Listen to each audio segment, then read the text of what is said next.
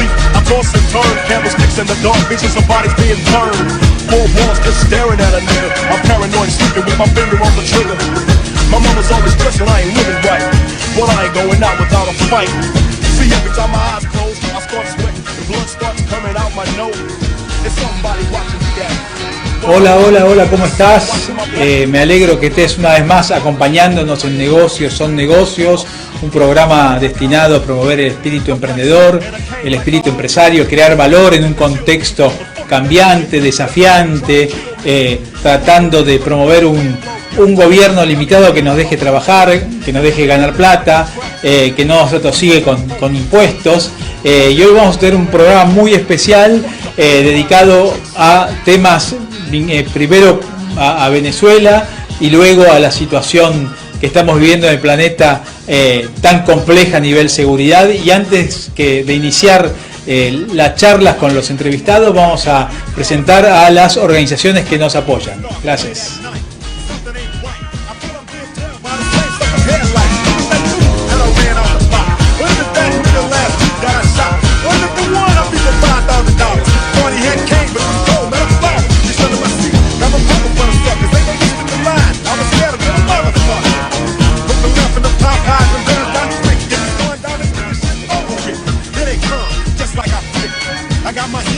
Bueno, estamos de vuelta en Negocios son Negocios y vamos a comenzar hablando con un economista venezolano muy prestigioso, Roberto Casanova. ¿Cómo estás, Roberto? Hola, Martín, ¿cómo estás? Un gusto saludarte. Muchas gracias por acompañarnos y bueno, vamos a empezar preguntándote cómo está la economía de Venezuela hoy. Bueno, hablar de Venezuela en materia económica es hablar de un proceso de destrucción que aún no termina. Realmente hablar de eso me parece redundante. Yo quisiera hablar más bien del tipo de economía y del tipo de sociedad al que pudiéramos los venezolanos aspirar una vez que este proceso de destrucción y esta dictadura termine. Tal cual, vos has escrito diversas obras, ¿no? Y uno de tus últimos libros sobre el ordoliberalismo y la economía social de mercado. ¿Cuál es el mensaje de este libro? Sí, fíjate, hablar de ordoliberalismo significa hablar de doctrinas políticas y económicas. Más de uno pensará, bueno, ¿qué sentido tiene hablar de doctrina? Eso como que significa hablar de ideología. Y nuestros problemas son concretos y hay que buscar soluciones concretas. Yo diría que eso sería una interpretación equivocada, lamentablemente equivocada, porque realmente todos somos portadores de una visión de cómo funciona la economía, de cómo debería funcionar la economía, de qué es el Estado, de cómo debería funcionar el Estado, de los valores que quisiéramos ver plasmados en nuestra sociedad. Todos somos portadores de una visión. El asunto es que hay unas visiones poco abierta a la experiencia histórica, poco abierta al debate y constituyen entonces ideologías. Y las ideologías efectivamente son un gran problema para el progreso de cualquier sociedad. Pero una doctrina no es una ideología. Una doctrina es una visión sistemática de la economía, del Estado, del individuo, de la sociedad, que se expresa además en propuestas de ordenamiento institucional, en políticas públicas. El ordoliberalismo es una doctrina. En este sentido, entonces, no es una ideología, es una doctrina, y que me parece especialmente útil como una suerte de caja de herramientas, particularmente útil para pensar las sociedades latinoamericanas, haciendo énfasis de luego en el caso venezolano, pero creo que la reflexión del ordoliberalismo trasciende mucho, digamos, al caso de un país en particular. El ordoliberalismo, por cierto, nació, digamos, fue sistematizado por primera vez en Europa por pensadores alemanes y austríacos, inmediatamente luego de la Segunda Guerra Mundial. La expresión práctica del ordoliberalismo, llamada economía social de mercado, está en la base de la reconstrucción alemana. Por eso quizás mi atención sobre esta doctrina parte del hecho de que Venezuela también le corresponderá vivir un proceso de reconstrucción. ¿Y cuáles serían los fundamentos, digamos, para que rigiera un ordoliberalismo, ¿no? En América Latina vemos hoy situaciones de distinto perfil, sin duda Venezuela y Argentina son los dos países que tienen más problemas, más inflación. En Argentina la inflación es comparada con la de Venezuela pequeña, pero es terrible para nosotros, que es más del 50% anual. ¿En cuánto está la inflación en Venezuela ahora? Bueno, estiman que este año estará en el orden de 600%, vamos, pero igual hay un problema grave con las cifras oficiales, son claro, ocultadas, son manipuladas, pero sí, seguimos padeciendo un proceso altamente inflacionario. Claro, tú me preguntas con respecto a las bases del ordoliberalismo. Yo trataría de resumirlo en 3 o 4 grandes ideas. La primera idea del ordoliberalismo, que al ser liberalismo, de luego pertenece a la familia de pensamiento liberal, pero la primera idea del ordoliberalismo es centrar su atención en la dignidad de las personas. Esto significa, más allá de que retóricamente pueda sonar bien, significa que respetar la dignidad de una persona significa respetar su libertad individual. Pero no bastaría con eso. Respetar la dignidad de una persona también significa que esa persona pueda recibir apoyo solidario del resto de la sociedad si, por diversas circunstancias, vive en una condición, digamos, difícil, comprometida. Es decir, libertad y solidaridad, dos valores además constitutivos de la cultura occidental, se expresarían en un valor como la dignidad. Digo que esto, más allá de ser pura retórica, buenas intenciones, tiene una expresión concreta a la hora de pensar las instituciones, a la hora de pensar las políticas públicas. Ese conjunto de principios se conforma como una especie de instrumento para evaluar ética, moralmente, las decisiones públicas. Entonces, el primer rasgo es ese, digamos, colocar el centro de la dignidad, que incluye la libertad, pero lo trasciende, al sumar también la solidaridad.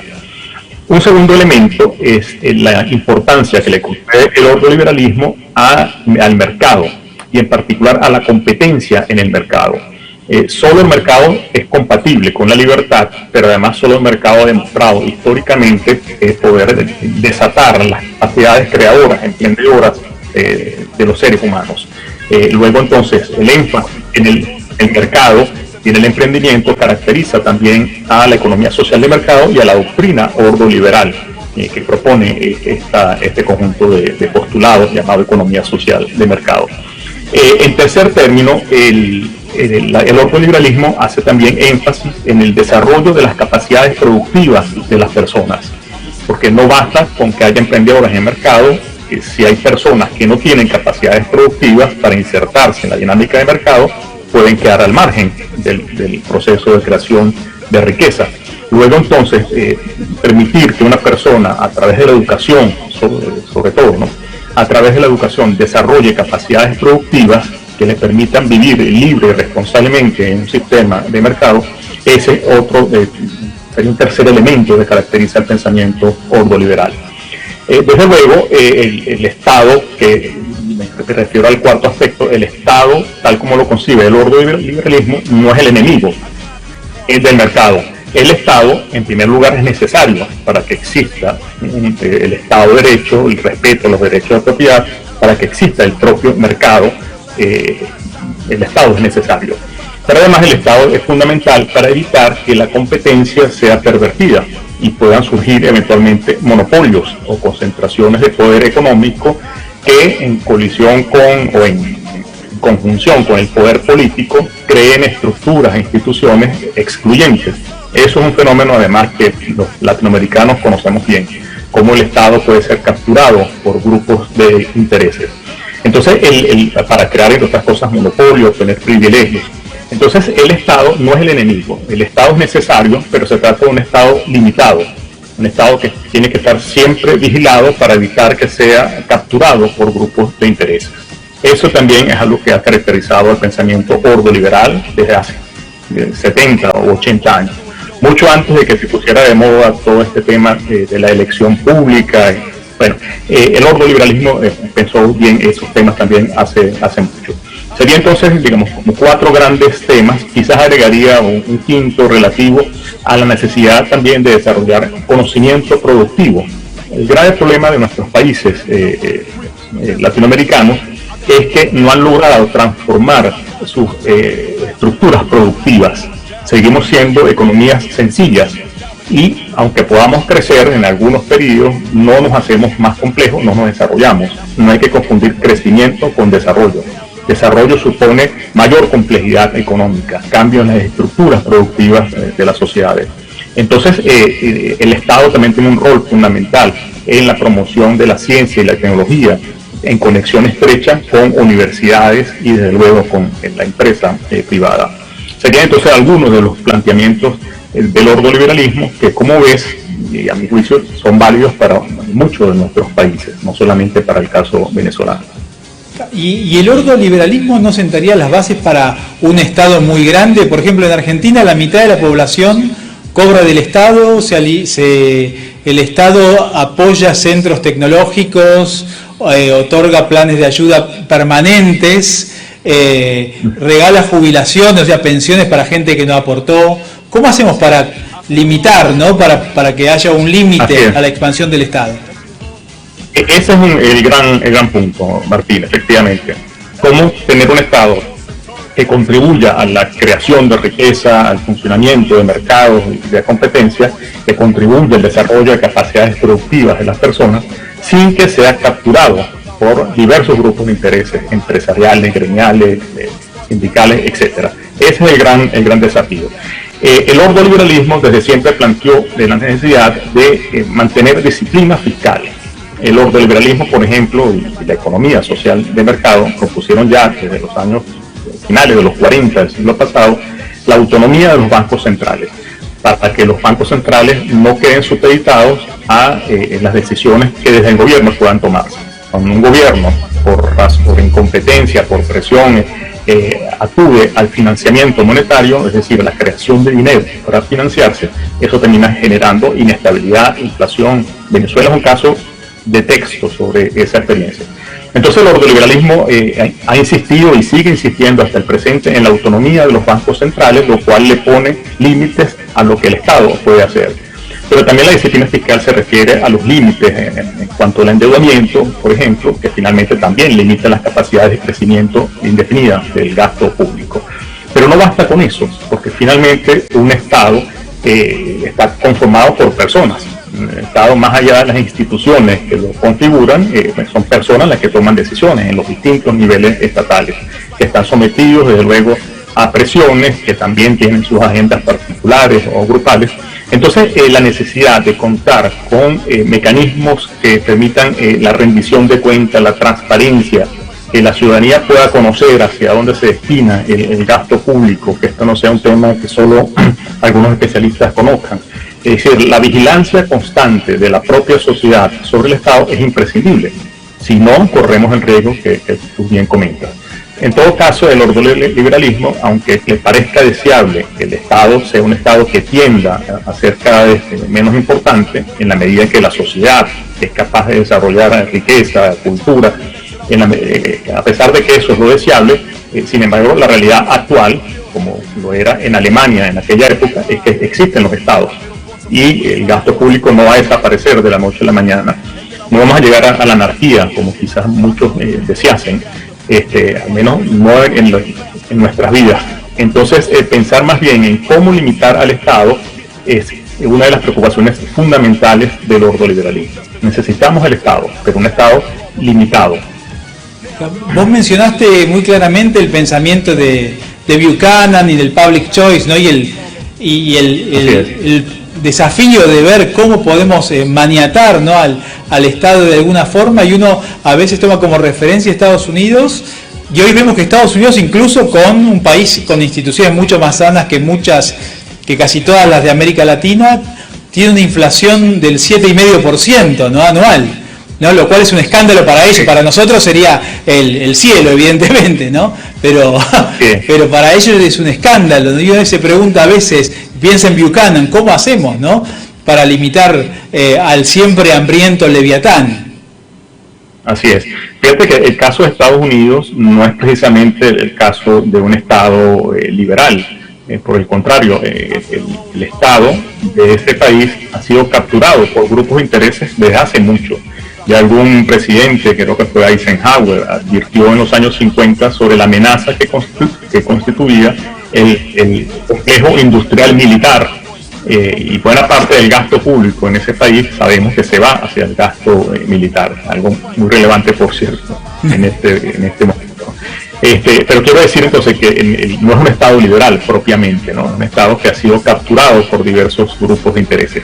Y en el contexto actual de la pandemia, el gobierno de los Estados Unidos, al igual que muchos otros gobiernos, decidieron seguir una fórmula fundamentalmente de tipo keynesiana, usar gasto público para mantener el nivel de actividad. Pero como bien han advertido no solo los ordoliberales, sino muchos pensadores liberales de otras escuelas, el crecimiento constante del dinero, que no se correspondan con los niveles de actividad económica, tarde o temprano termina afectando el nivel de precios. Estamos viendo justamente una confirmación de esa teoría. La inflación apareció otra vez en Estados Unidos, pero no apareció como un fenómeno, digamos, no apareció por sí sola. Es la consecuencia esperable del incremento enorme del gasto público. Había otras opciones, bueno, es toda una discusión, en su momento lo fue. Lo cierto es que estos países decidieron continuar por esa vía más tradicional de aumentar gasto público para tratar de paliar los efectos de la crisis económica asociada al COVID. Así que, Roberto, muchísimas gracias por esta posibilidad de conversar con vos y reflexionar sobre la teoría económica, el crecimiento, la libertad, las instituciones y las alternativas para que América Latina pueda, especialmente en nuestros países, puedan comenzar una senda de crecimiento genuino, defendiendo las libertades de las personas. Un fuerte abrazo y muchas gracias. Martín, saludos. Hasta luego, gracias. Bueno, vamos a un breve corte y ya volvemos.